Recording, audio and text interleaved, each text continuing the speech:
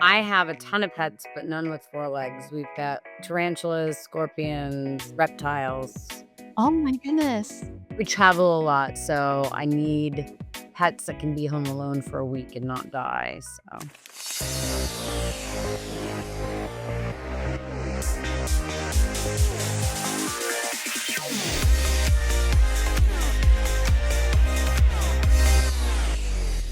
Well, Ella, I'm so excited to have you on the show today and to get to chat with you. You're known as the Wizard of Ops, and I love ops, I love marketing, I love everything in between.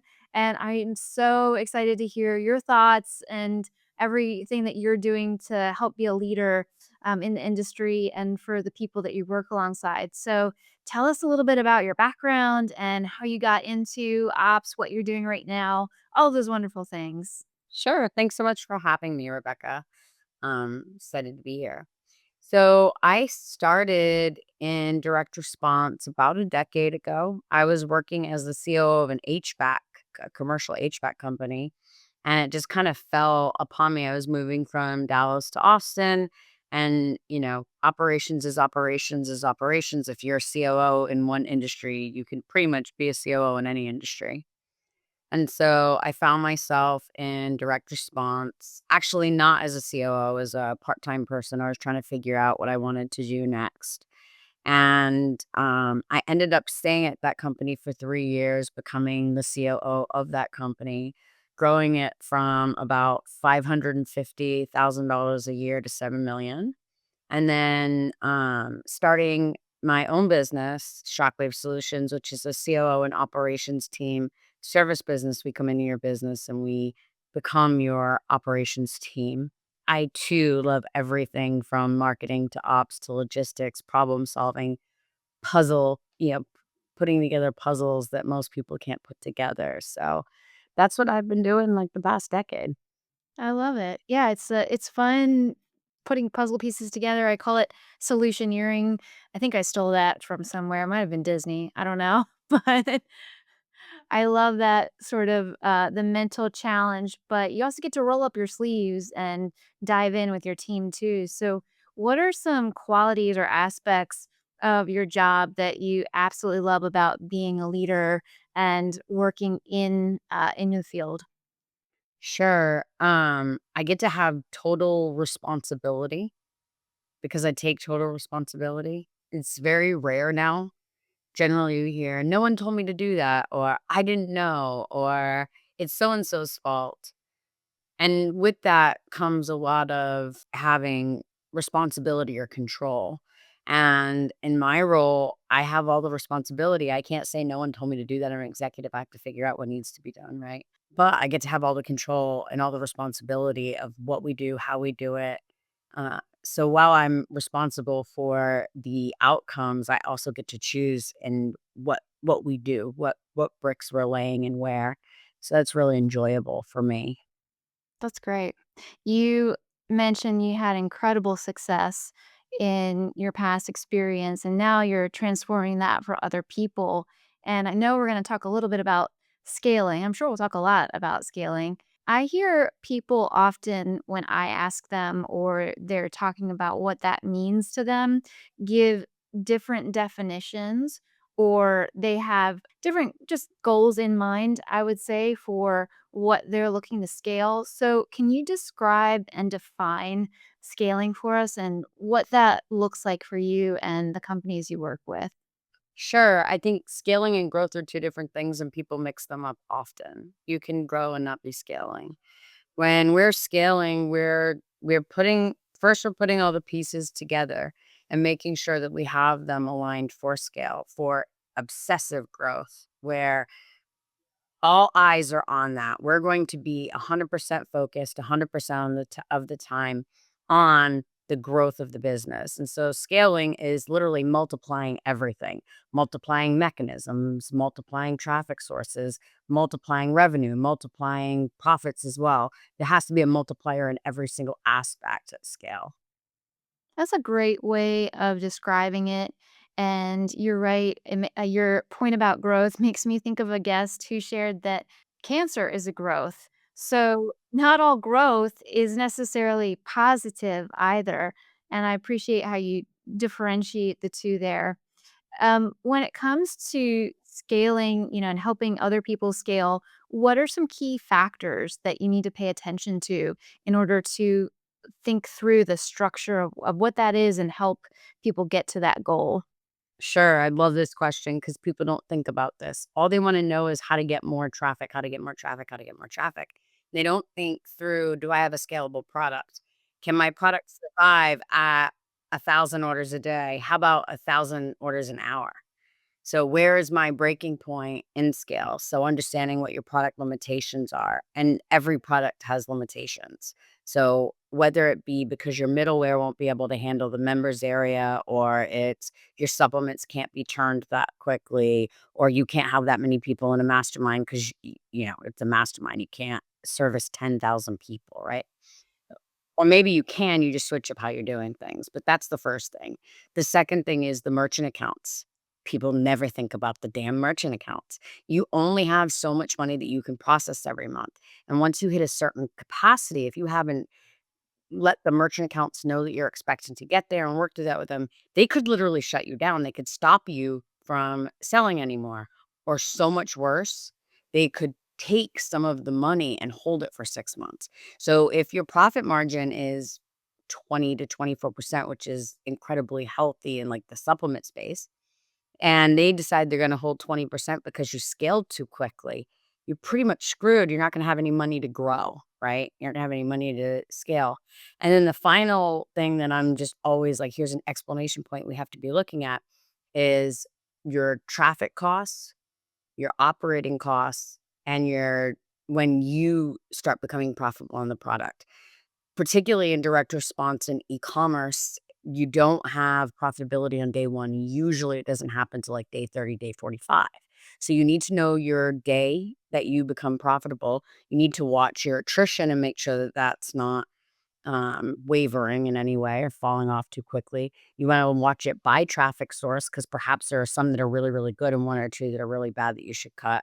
And so, looking at those 3 things and watching them closely is what's going to make you survive scale. Number one reason why online businesses go out of business is not because they ran out of money because they weren't selling products. It's because they ran out of money because they were selling products. They scaled too quickly. They didn't have enough cash to pay for their traffic. Your traffic is due on the third day, right? Usually. So you generally have like a net three after 7 days. Every week you have a net three. If you're not making money till day 45 and you're scaling at 10x and your profit margin is 24%, but the merchant accounts are holding 20%. You see how you hit a brick wall really quickly? 1,000 miles an hour in 30 days, and meanwhile, you thought you were about to be rich.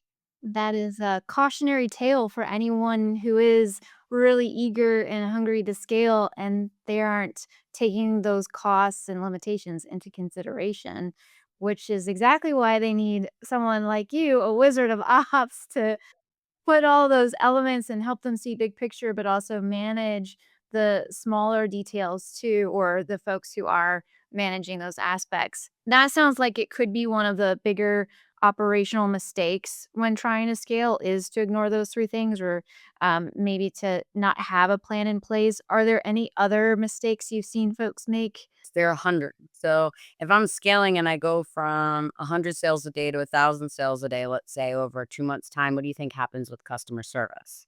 Oh, that's a challenge. Right. Your tech can only handle so much. Everybody has middleware, and servers. So you wanna understand how many and it all depends on what you're selling, right? If you have a product that they're going to a VSL and they're watching the VSL, your Wistia or your Vitalytics may have caps on. You may need a different tiered system on how many people can watch it, or those costs will get out of control. There's a gazillion things. We actually create a checklist for our clients. There's so many things and so many variables based upon what you're selling on what you need to be looking at. But the amount of times I've gotten phone calls like, "Oh my gosh, we ran out of labels. It's gonna take 3 days to get labels, so we can't ship the product for 3 days." On a 5 to 9 that generally takes 5 to 7.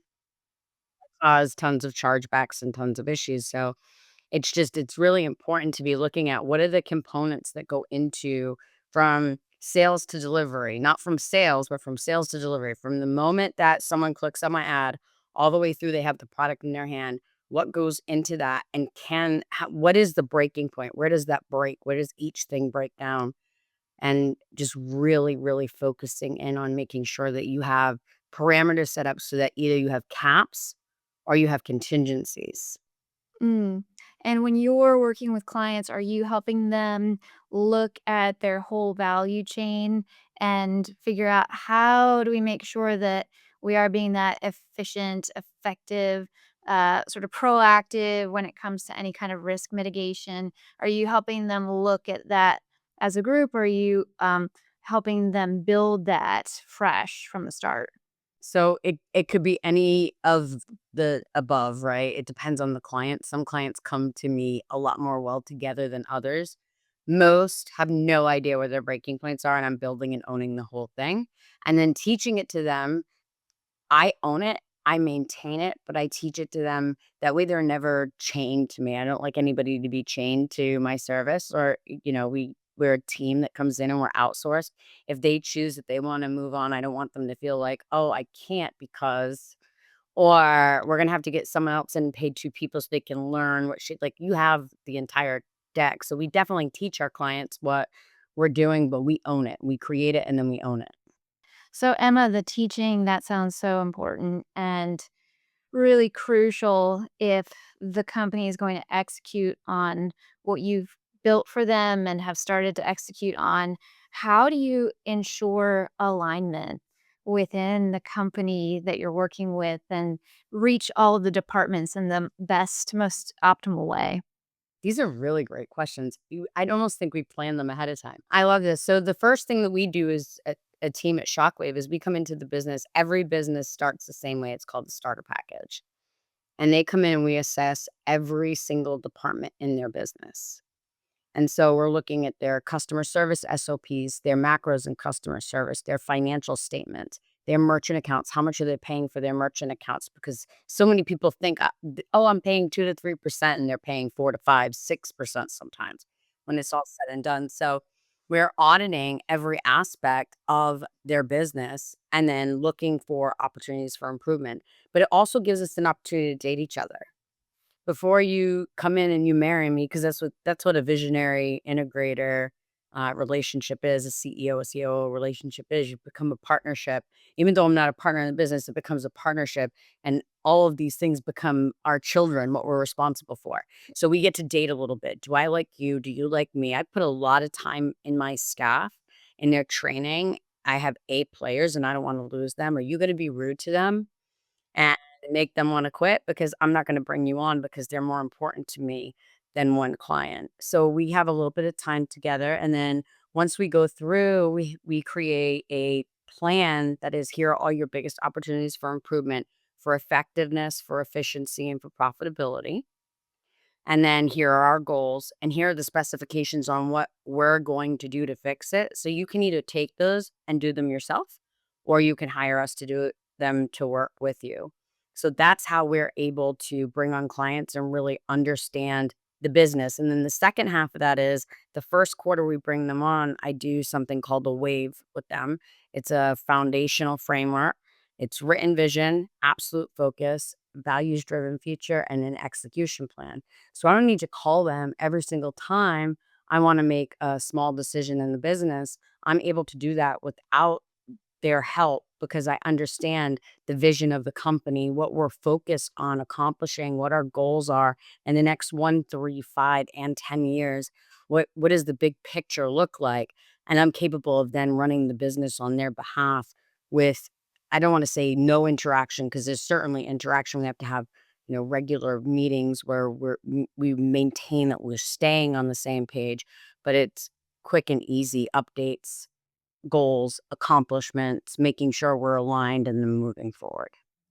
Emma, it really does feel like we maybe plan these questions because you gave me a nice little segue to my next question, which is, what do you do if a company hasn't gone through the strategic planning and they don't have, maybe they have a vision, but maybe their mission, their vision are not well crafted, they lack clarity or any kind of emotional drivers that I do it with them. I'm doing the wave with them. Like, I'm walking them through. It's a 3-day process. Some people can do it in 2, but it's a 3-day process where I'm walking them through all of those things.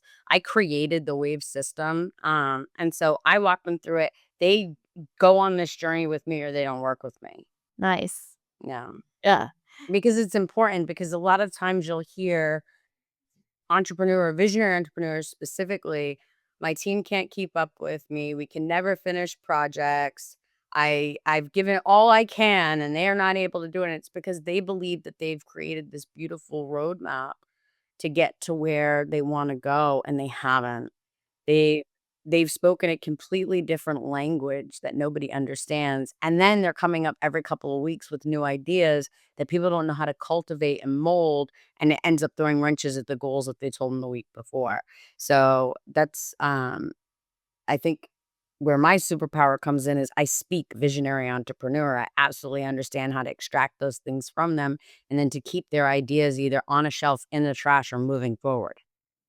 I love that. Well, that speaks to the relationship and the complementary nature of it that you were talking about earlier, too. And it brings to mind, Emma, the understanding that, especially if you're going through any kind of restructuring or taking on different greater initiatives, you're going through some kind of change management. And it sounds like what you're doing is really zeroing in on the details, but then that big picture planning for people. Especially if, I think of it like the mental model, the map is not the territory. And even if you have a wonderful visionary CEO who paints that map for you, they might not have traipsed it themselves, and it's going to be different for the team. So you need that COO who's adaptable and flexible and still keeps within a structure. Otherwise, you get chaos, right? So when there's change, there's even more room for chaos. How do you help people navigate that change without running around like crazy chickens and losing their minds over it? Yeah, the first part is having that initial wave structure, that foundational framework, and understanding that one of the things that we go through in A is absolute focus. So, one of the things we go through is what are we absolutely focused on doing with the resources that you've given me in this business? And if you come up with changes and ideas that don't align with that, it allows me to point back to that every time. Do you wanna put this in the trash?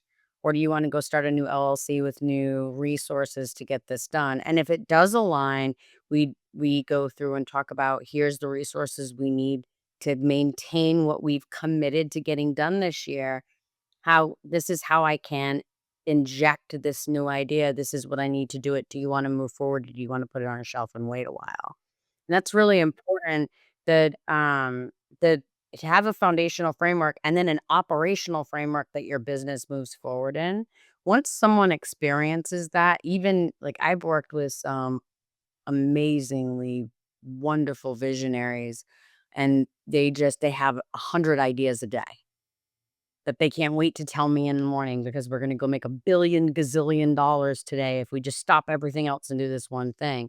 But because we had those beginning conversations, we have the foundational framework that we use, and then we have the operational framework that we utilize to run the business. We're usually able to talk those things out pretty quickly and either inject the new idea because it's a good idea or shelf or throw it away.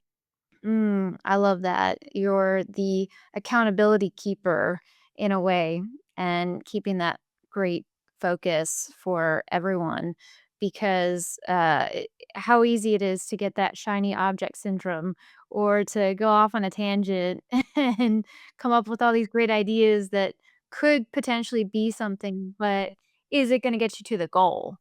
Well, the thing is a lot of times they have 100 ideas and every day or every other day, there's like one thing, one tweak, one detail, one piece that really is a game changer. So being able to allow them to have a brain dump, give you all of it, and then know what to do with it is really where it's at because the reality is visionary entrepreneurs make phenomenal mentors, and they're great product designers and incredible business leaders when they stick to their zone of genius. And if you can extract their genius and organize it for them, you can really do some. And I'm certainly, people are probably listening to this going, oh, she's just knocking down all the ideas. Absolutely not.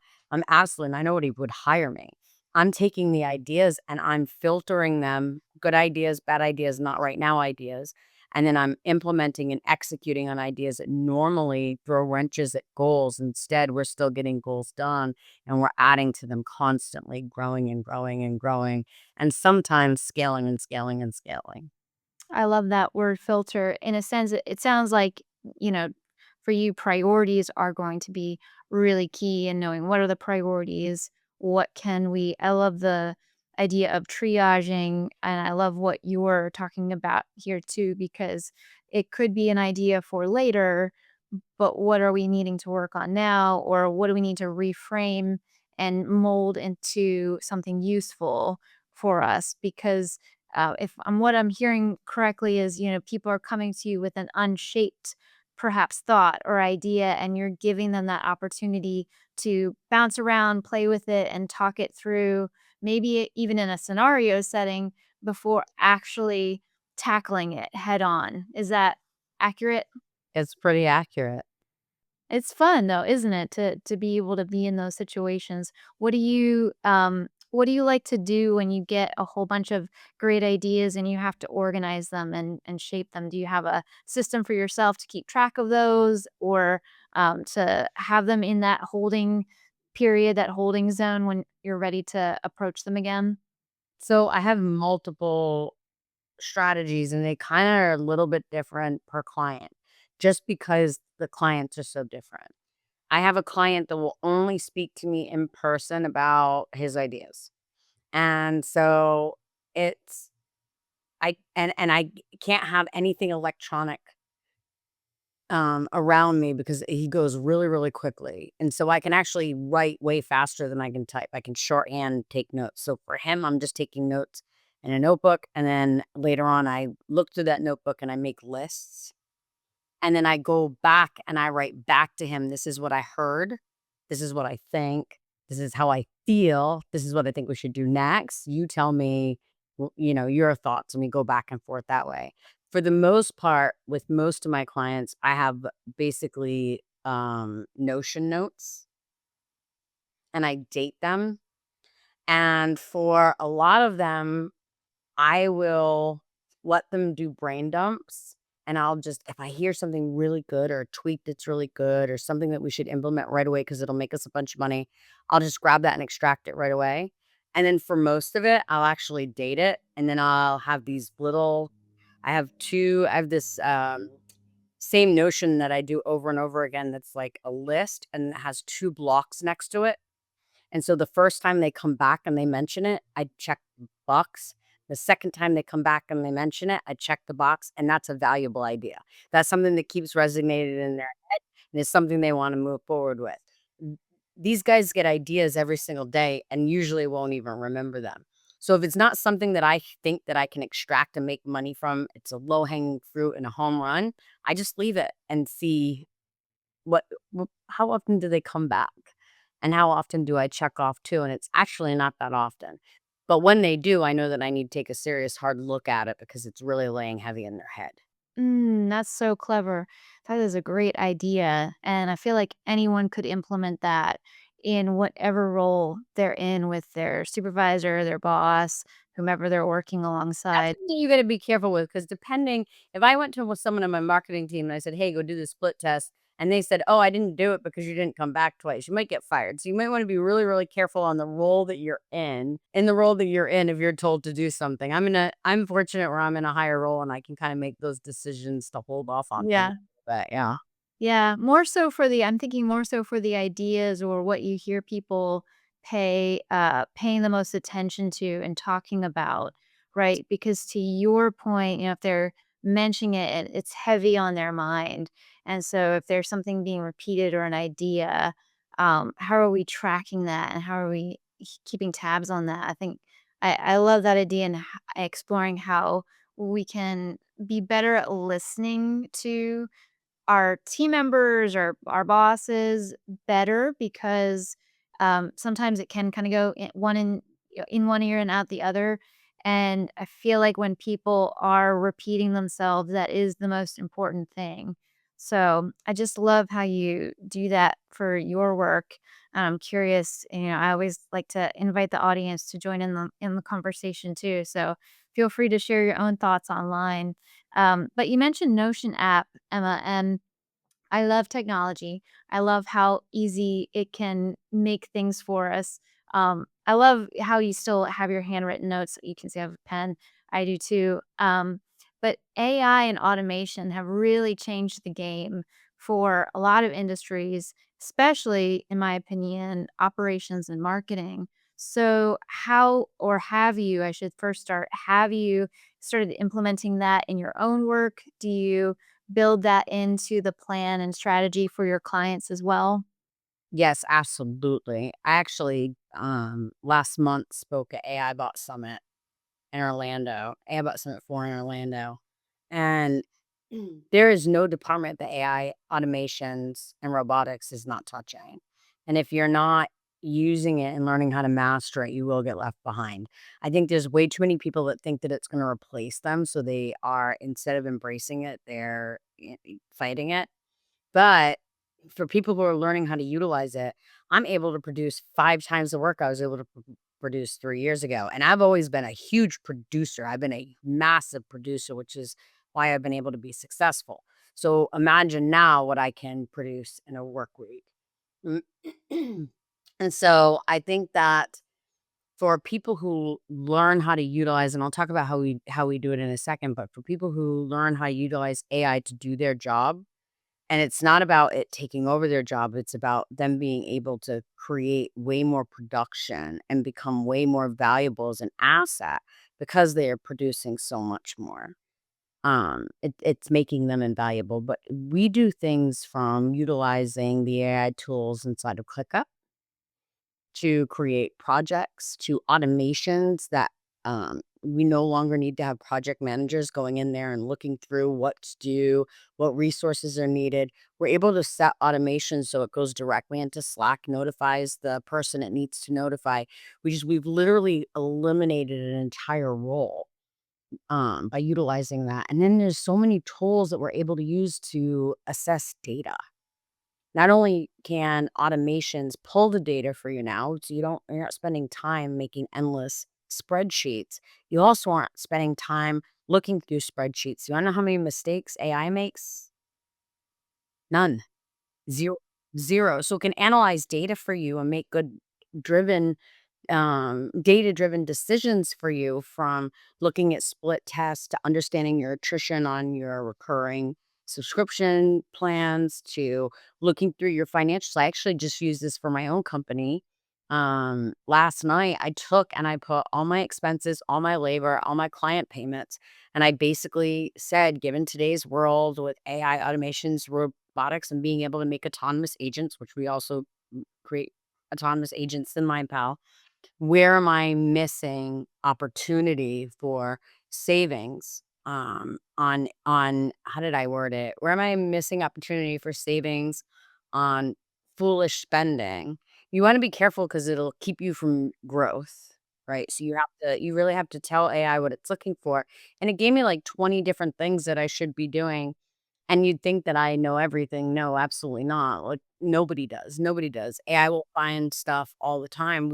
It took, um, one of our services we each have a subscription to. I didn't even realize that there was a corporate plan that we could be utilizing and save $225 a month. That's not a lot of money. That's not a lot of money at all. $225 a month to a company is, my size is nothing. But you take that plus the 15 other things that it told me, it's like 3 grand a month. 3 grand a month is a whole nother VA. What could I produce for that $3,000 a month with another person on my team? Yeah. Oh, definitely. It compounds.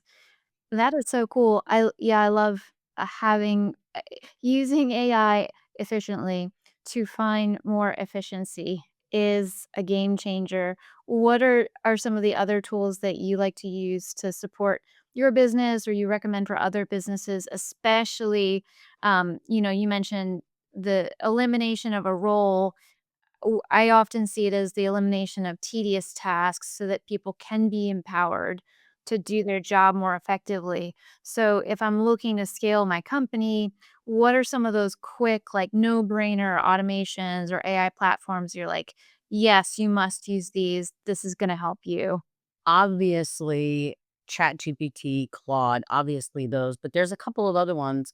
Trainual is one of my favorites. They really need to put me on payroll there because I talk more about Trainual than I think they do. I'm absolutely in love with this product. You can go in and you can just press record and it creates the SOPs for you. But I'll go you one better than that because you take that SOP and you put it into ChatGPT with this prompt. You are Emma Rainville, Wizard of Ops. I've hired you to review my SOP in order to make sure that it is effective, efficient, and profitable. Please review the following SOP and make sure that I am doing all of the and I'm accomplishing what I want to accomplish in the best manner possible. And it will come back with I use it. Some phenomenal tips. Phenomenal. We actually just went through a client's SOPs and we put them through and it came back with we eliminated 34 tasks with autonomous agents in my MindPal. Those 34 tasks were making up about 64 hours of labor per week. Wow, that is awesome. That is everyone listening, that is great advice, and I'm gonna be stealing that prompt, literally, like, tomorrow because we're actually updating our SOPs in Trainual. I love that you mentioned Trainual. I'm a huge fan. It just from the automation, the accountability, the ease of use, I feel like everybody at least has to have a system like that to help with And onboarding. it's not that expensive. If you think about the labor that it takes one person to create their SOPs, and by the way, for people who don't know what an SOP is, it's the standard operating procedure. If you don't have a set of SOPs in your business, anytime someone is fired or quits, you probably have a nightmare on your hands not knowing what you're supposed to be doing, what they were doing. Everybody always thinks that they understand what others are doing. They don't. If you don't have standard operating procedures, that also means that everybody's doing each task differently. And when you can rinse and repeat and do things the same way every single time, your customer retention is higher, your employee morale is higher. And when you have proper systems and processes that are effective, efficient, and profitable, you're also effective, efficient, and profitable. So Trainer is a an absolute game changer, and it's a phenomenal tool, and they keep adding to it and adding to it. And it works really well with ClickUp and with the automations in Slack as well.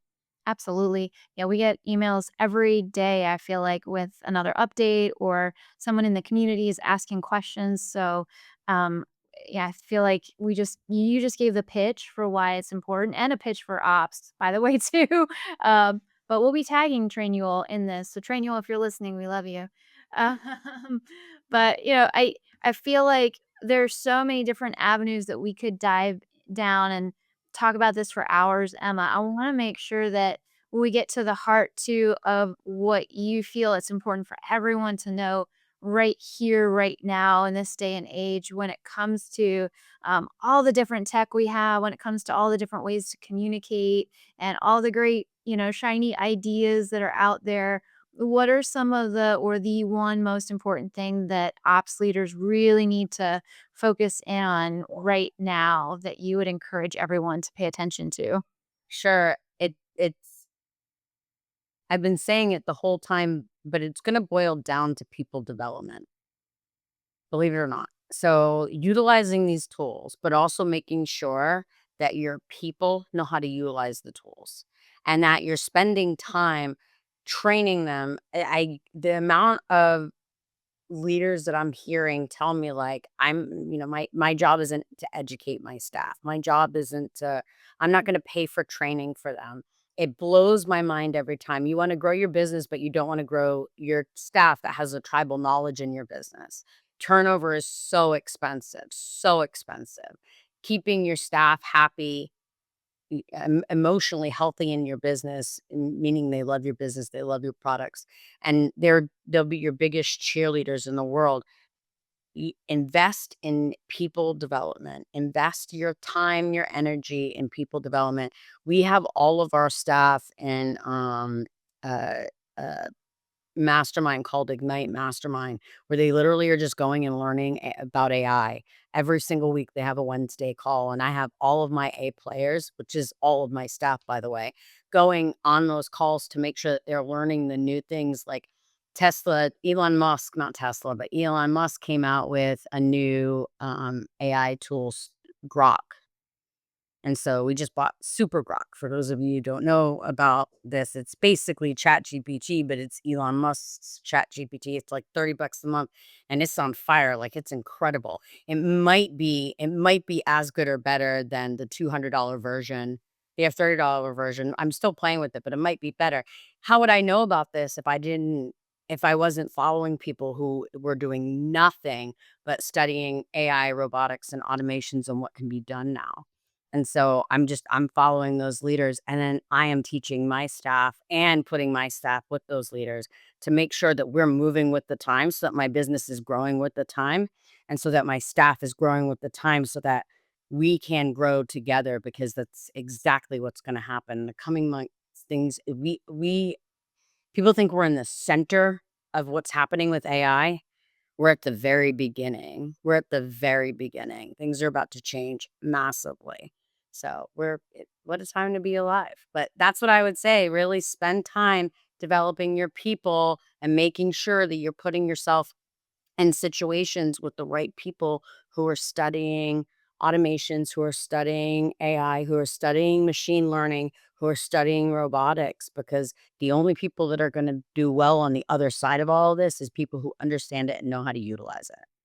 Emma, you share a lot of my same similar thoughts on that, and it makes me go back to our, original talk about scaling and how important it is that we scale our own knowledge and the knowledge of our teams. Otherwise, to your point, we are going to be left behind. And it's an incredible time to be alive. How lucky we are that we have all this technology. Hopefully, of course, using it in the best way possible, and with the best ethics in mind too. We have to make sure that we are keeping our teams on the cutting edge. This brings me to one last question too, because I feel like sometimes people wonder, well, how do I motivate my team? Motivation can be fleeting, and we want to have that continuous, steady improvement. So, what are some ways that you keep your team hungry and excited for that learning? I hired them that way.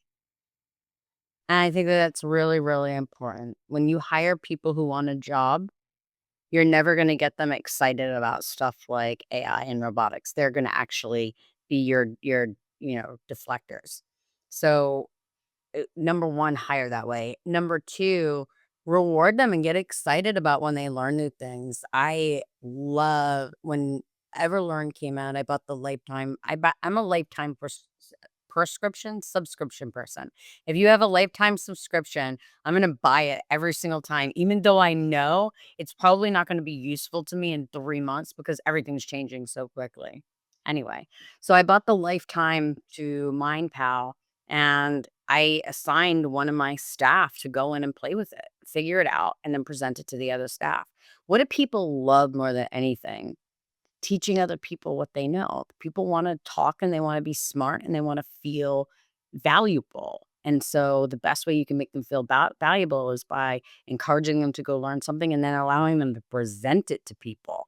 I'll even get some of my client staff on calls that are relevant and have them teach them, and it's really, really empowering for them. And another staff member, when I switched from Scribe to Trainual, when Trainual came out, or when I found out about Trainual, about 2 years ago, I had one of my staff go in and he did the onboarding call, and he went and played with all the things, and I think he took a Udemy class.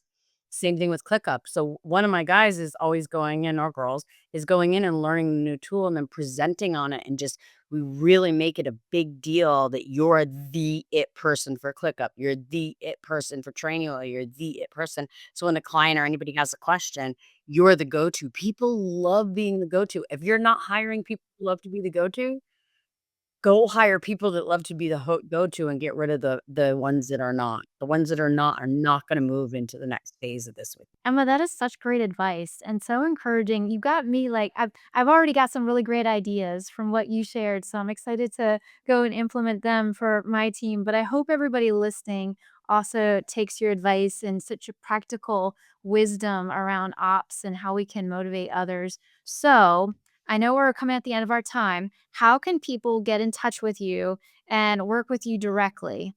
Where would you like them to go? Sure. So I think the first place to go is I have something called the Visionary Vault where I've taught all these things and how to do these things. They're free courses. They cost nothing. I don't try and sell anything in there.